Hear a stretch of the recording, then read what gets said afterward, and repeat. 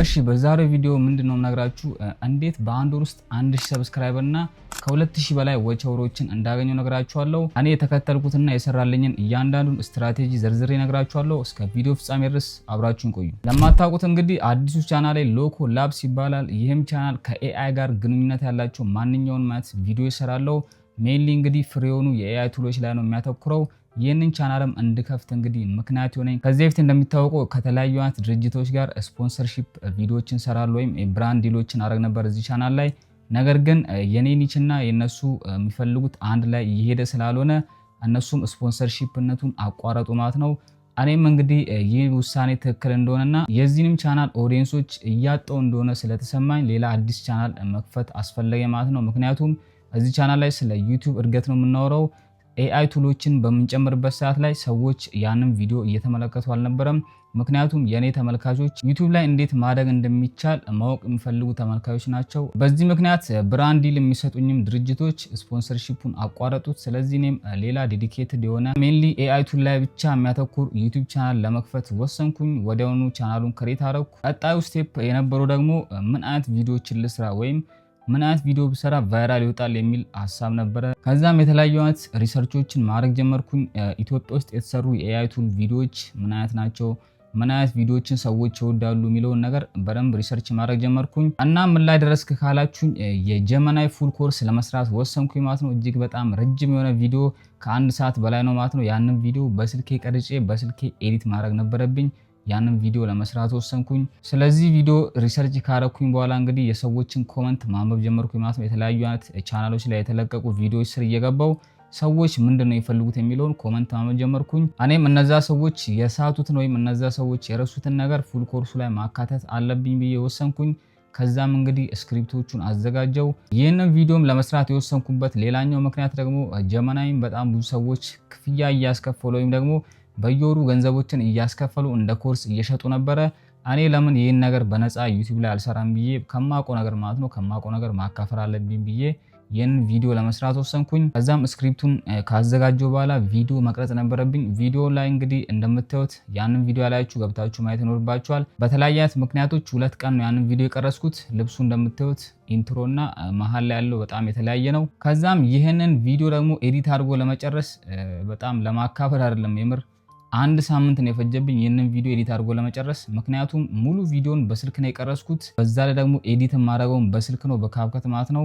በዛ ላይ ኤዲቲንጉ ላይ በጣም ያስቸገረኝ ቮይስ ኦቨር ለብቻ አለ፣ ስክሪን ሪከርድ እያደረኩ የቀረጽኩት ማለት ነው። ሌላኛው ደግሞ እንዲህ ቁጭ ብዬ የማወራበት ሲኖች አሉ። እነዚህም በሙሉ ኤዲት ማድረጉ። በዚህ አጋጣሚ ኢንትሮ ላይ ያያችሁትን ሞሽን ግራፊክስ ወይም የመግቢያውን ቪዲዮ የሰራልኝ ሌላ ኤዲተር ነው። እኔ ከዛ በኋላ ያሉትን በሙሉ ራሴን የሰራሁት ማለት ነው በስልኬ። በጣም ስትራግል ነበረው። እያንዳንዱን ዲቴል ከት እያደረኩ እንግዲህ ቱቶሪያል የምትሰሩ ሰዎች ታውቁታላችሁ።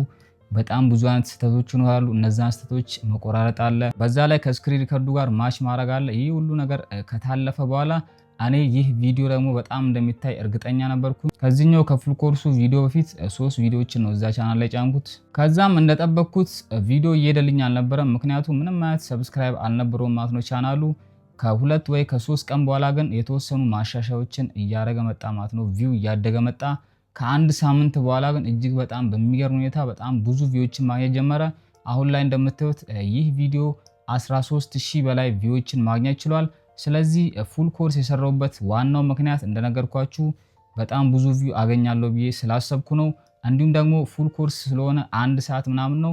ያም ደግሞ ወቸወሬን በጣም ይጨምርልኛል ብዬ ነው ያሰብኩት። እንዳሰብኩትም እንግዲህ በዚህ ቪዲዮ ብቻ ከ1000 በላይ ወቸወሮችን ማግኘት ችያለሁ። ስለዚህ ከዚህ ቪዲዮ በኋላ ኦዲየንሶቼ ምን አይነት ኦዲየንሶች ናቸው የሚለውን እየለየው መጣው። ለነሱ የሚሆን የተለያዩ አይነት ቪዲዮዎችን መስራት ጀመርኩኝ። በአጭር ጊዜ ውስጥ ከ1000 በላይ ሰብስክራይብ እና ከ2000 በላይ ሰዓቶችን ማግኘት ችሏል።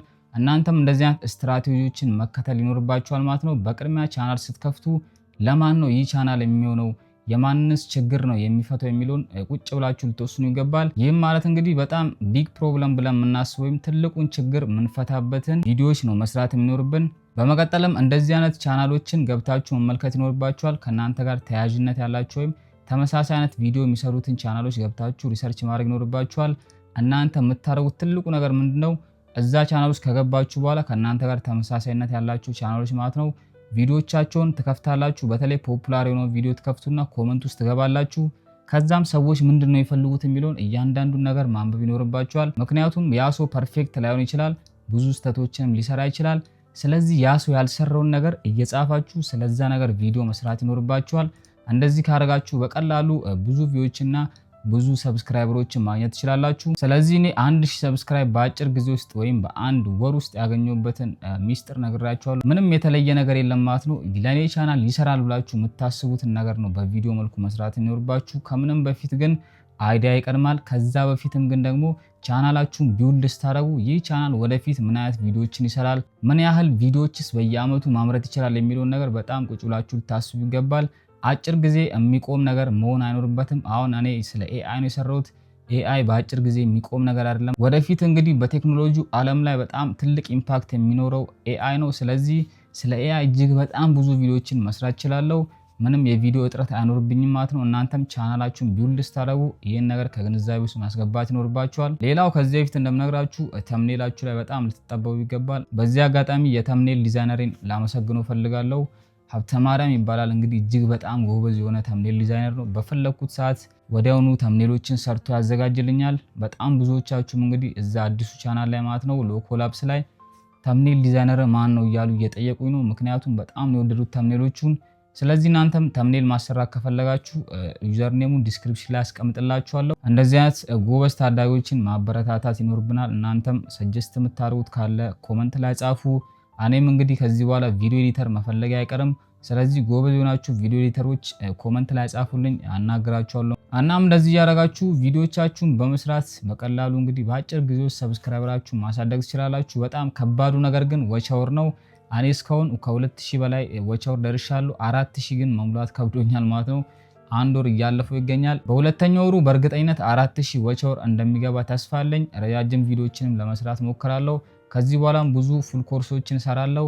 ስለዚህ ስለ ኤአይ ኢንተረስቲንግ ያላችሁ ሰዎች ያንን ቻናል ገብታችሁ ሰብስክራይብ ማድረጋችሁ እንዳረሱ። ሎኮላፕስ ይባላል። ሊንኩንም ዲስክሪፕሽን ላይ አስቀምጥላችኋለሁ። አጠር መጠን ያለች ጠቃሚ ቪዲዮ እንደሰራው ተስፋ አደርጋለሁ። ቀጣይ ምን አይነት ቪዲዮዎችን እንድሰራ ትፈልጋላችሁ? ሀሳባችሁን ኮመንት ላይ ጻፉልኝ። በሌላ በተመሳሳይ ቪዲዮ እስከምንገናኝ ድረስ ሃስታ ላ ቪስታ።